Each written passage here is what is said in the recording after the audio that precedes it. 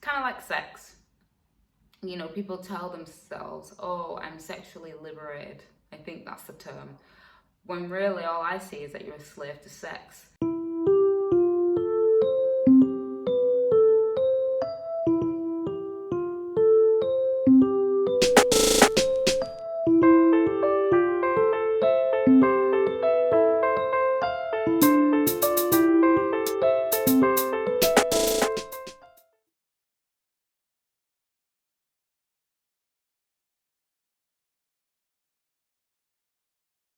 Well, hello guys, and welcome to, what day is it today?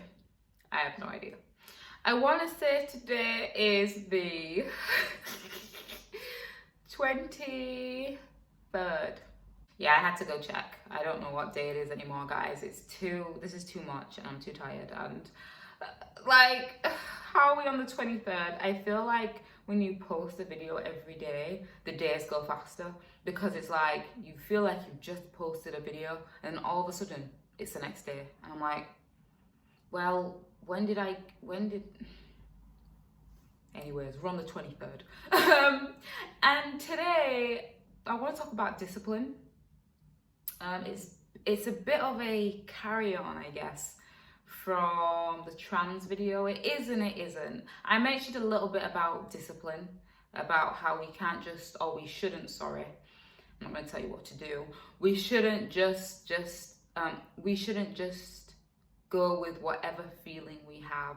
We need to have some discipline, and learning discipline is a good thing. This video isn't too long because I don't actually think I have a lot to say about discipline, but you know how it is. I have nothing to say and then I do have something to say. But I will talk a little bit about the disciplines in my life, the very small things that were kind of drummed into my life from an early age. I don't know if my mom knew what she was doing, but obviously it's affected me today. So there's certain things like, if you're gonna eat a plum or a satsuma or a tangerine, small fruits, you only have two. That's it. You just have two, and you have two for that day, and then that's it. Tomorrow you can have another two, but the limit is two, and you tend to have them at the same time. Okay, which for me is good, because if you don't discipline yourself to two, you can have 3, 4, 5, 6, and 7. And I know it's fruit, but too much of anything can make you sick. Too much of anything can make you sick. Another thing is that when it comes to crisps, chocolate, sweets, fizzy drinks, takeaway, anything you would see as a bad food, you can only have after 12 in the afternoon. Now, people at work always laugh at me in regards to that. But so when they're trying to slip me a, I don't know, chocolate or whatever at 9 a.m, I'm like, see yourself. My body's a temple until after 12. It's good because there's only a certain part of the day where you'll eat those things. If there's no time, if there's no discipline, you could be eating bad foods throughout the day. You don't want to be like that. And then you want to complain that you're overweight, or that you can't stop eating this or can't stop eating that, because you have no discipline in regards to food. Now, like I said, I don't know if my mum knew what she was doing, but because of that, I am very disciplined. I won't have chocolate, sweets, crisps, fizzy pop, takeaway until after 12 o'clock. And if I do have a satsuma, I'll only have 2. And if I do have a plum, I'll only have 2. And also, if you are going to eat a packet of crisps, make sure it's only 1 packet of crisps per day. If you are going to have a chocolate bar, make sure it's only 1 chocolate bar per day. It's mad how things are drummed into you from when you're young, and it just stays with you. It stays with you, and people don't understand why. It's kind of like people don't understand why you're putting yourself through all this pain. Like, just have 2, just have 3. But it's something that's been drummed into me, and even though these disciplines are really, really small, it helps you to become more disciplined in life generally.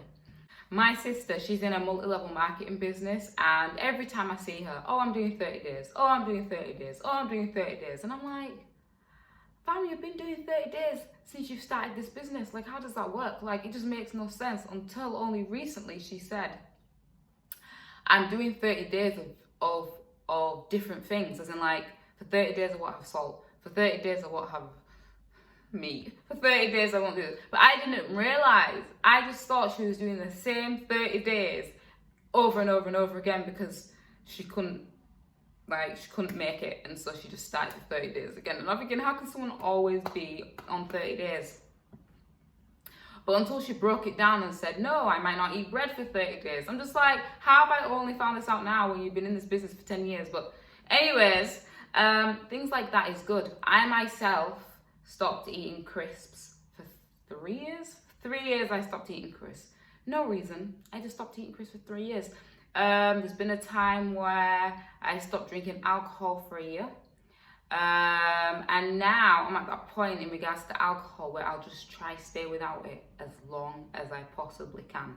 So, you know, I have a big family, and every time it feels like every day it's someone's birthday. Every weekend there's an event, and obviously every time there's an event there's alcohol, which means you're drinking quite a lot. And I've got to that point where I'm like, you know, especially my boyfriend, he's not really a fan of alcohol anyway, and I'm not an alcoholic. But alcohol has always been in my life, more or less.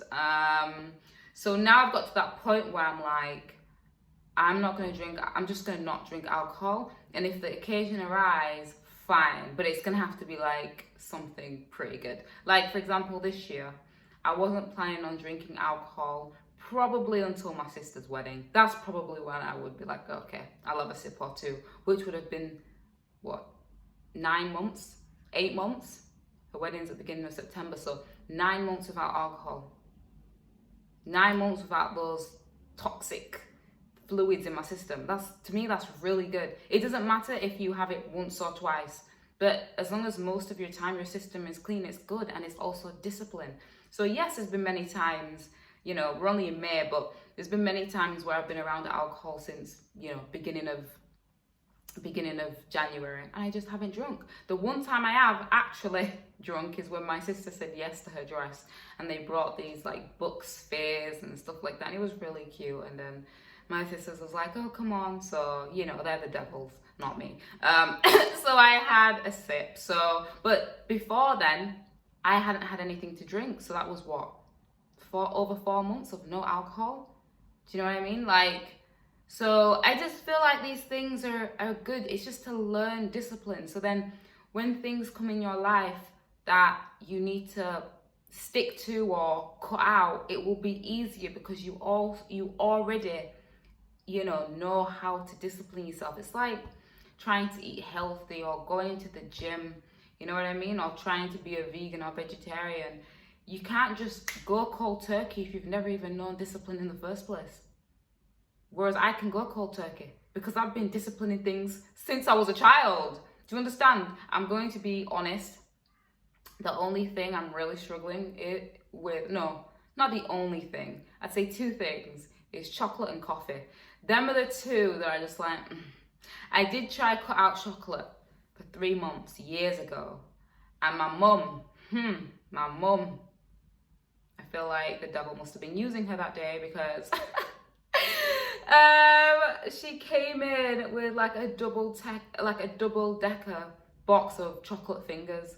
Like, why would you do that?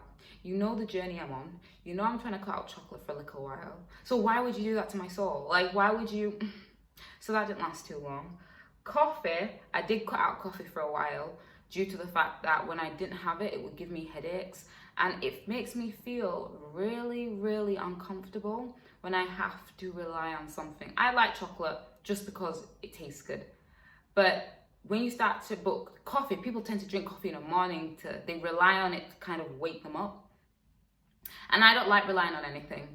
So if I feel like I'm being reliant on something, then I tend to cut it out. So what happened was I cut out coffee for a while. And then now, when I do drink coffee, it's actually, even though I still love coffee, you know, and it'd be hard to cut out altogether, I tend to have coffees at lunchtime. I don't have it in the morning. Only if it's a weekend, like a Saturday or Sunday. But throughout the working week, I'll have a coffee with my lunch.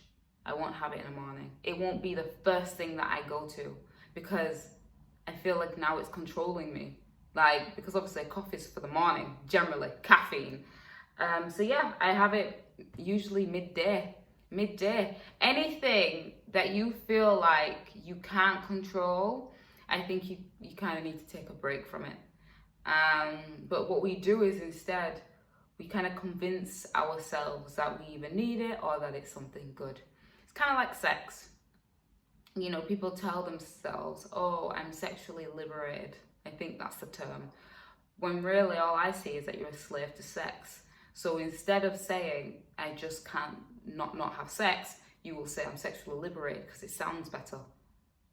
But no, you just cannot not have sex. And if I'm stepping out, or if I'm saying something that's untrue, then prove it to me. Don't have sex for a year. Or prove it to yourself. Don't prove it to me. You don't even know me. Who cares? Prove it to yourself. Don't have sex for a year. Okay, I'm pushing it. Don't have sex for a month. Don't have sex for 2 months. Do you know what I mean? By the way, I'm not talking about married couples. I'm not talking about married couples. But yeah, those that are sexually liberated saying, you know, oh, I'll sleep with anyone because it's my rights or whatever. Okay, fine. If you're not a slave to it, then just stop. If it has so much freedom, then you can stop. Then you can just stop for a little while, isn't it? Like, I don't know who you're convincing. When we need something, we need something. Like, it is what it, well, we don't need it, we want it, but it feels like a need. And anytime it starts to feel like a need, I think that's when we need to step back. Do you know what I mean? Like, I love sweets. Like, I really love chewy sweets, like, so much. But when I feel like I'm having too much of it, and my dentist is telling me, yo, you're eating too much sugar, I stop buying it. I stop buying it. Another thing, Coke. I stopped buying Coke. Now, I know I'm mainly talking about foods and stuff, but these little disciplines will help you when you have to make big man decisions. Sorry, big man, big woman. I was saying man as man and woman, but big boy decisions, innit? Big woman decisions in life. And you won't allow your feelings, that's how it relates to the other video, you won't allow your feelings to make the decisions for you. You will make the decision all by yourself. You will be smart about the decision, regardless of what your feelings are telling you, because you've learned discipline within your life. If you haven't learned discipline, it's going to be hard for you to say no to something that you really want. But even though you want it, doesn't mean you need it. And even worse, you saying yes to this thing could destroy your life, but because you're letting your feelings take over, you will allow it to destroy your life just because it's what your feelings want, rather than the fact that you're disciplined. I don't know if you're understanding what I'm saying here, guys, but there's been a lot of hard decisions that I've had to make within my life. And even looking back, I'm thinking, wow, like, how did I get out of that one, you know? Or for example, you know, I really wanted him, or I really wanted to go there, I really wanted to do this, I really wanted to, you know, not do so and so. It's like the gym. People are probably still surprised that I go to the gym after 19, 29, after almost 9 years of going to the gym. People are confused, like, how is my girl still on it with the gym? Because of discipline. Don't get me wrong, it helps that I do love the gym generally. It's part of my lifestyle, it's not something I do. If it's something you do, I think it's hard to stick to the gym. Whereas when it becomes part of your lifestyle, it's something you can never leave. But it's discipline that ultimately gets me to the gym. You need it. I'm not a big fatty foods eater anyway, but clearly I wouldn't have any issues with indulging because, like I said, from a child, in regards to food, I've been disciplined. And every once in a while, I'll detox anyway. I'll do it just because I feel like I want to or because I need to. You know, sometimes you have days where you just feel heavy. Especially through lockdown, I felt heavy quite a lot, like just bare heavy. You go to work and you come home. You go to work and you come home. I tried to do a bit of home exercises, but it's not what really motivates me, I guess. And let's not talk about the daily walks. I don't even know what they are. I didn't participate in that.